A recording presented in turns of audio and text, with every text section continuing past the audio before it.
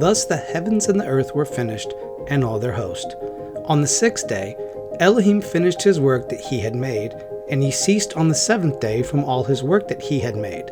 And Elohim blessed the seventh day, and hallowed it, for in it he ceased from all his work that Elohim had created by making it. These are the chronological records of the heavens and the earth when they were created, in the day that Yahweh Elohim made earth and heavens. As for any shrub of the field, it had not yet come into being on earth, nor had any herbage of the field yet been sprouting, for Yahweh Elohim had not made it rain on the earth, and there was no human to serve the ground, but mist, it ascended from the earth and irrigated the whole surface of the ground. Yahweh Elohim formed the human out of soil from the ground, and he blew into his nostrils the breath of life, and the human became a living soul.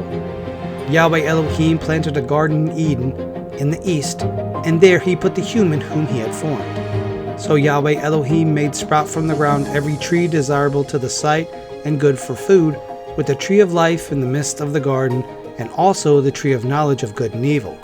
A stream was flowing forth from Eden to irrigate the garden. From there it parted and became 4 head streams. The whole of the first one is Pishon. It is the one surrounding the whole land of Havilah, where the gold is. The gold of that land is very good. The pearl is there, and the onyx stone. The name of the second stream is Gihon. It is the one surrounding the whole land of Cush. The name of the third stream is Hiddekal. It is the one going east of Asher, and the fourth stream, it is the Euphrates. Then Yahweh Elohim took the human, and settled him in the Garden of Eden to serve it and to keep it.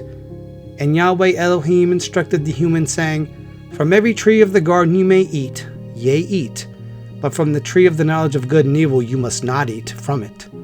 For on the day you eat from it, to die you shall be dying. And Yahweh Elohim said, It is not good for the human to be alone by himself. I shall make for him a helper as his complement.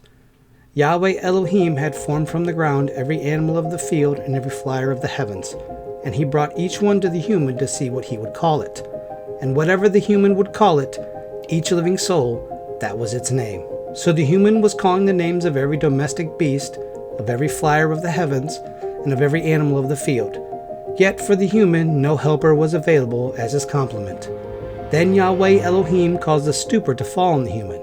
While he was sleeping, he took one of his angular organs and closed up the flesh over its place.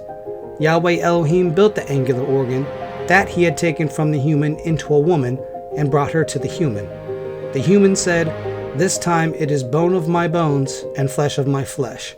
This shall be called woman, for this was taken from her, man. Therefore a man shall forsake his father and his mother. He will cling to his wife, and both of them will be one flesh. Both of them were naked, the human and his wife, yet they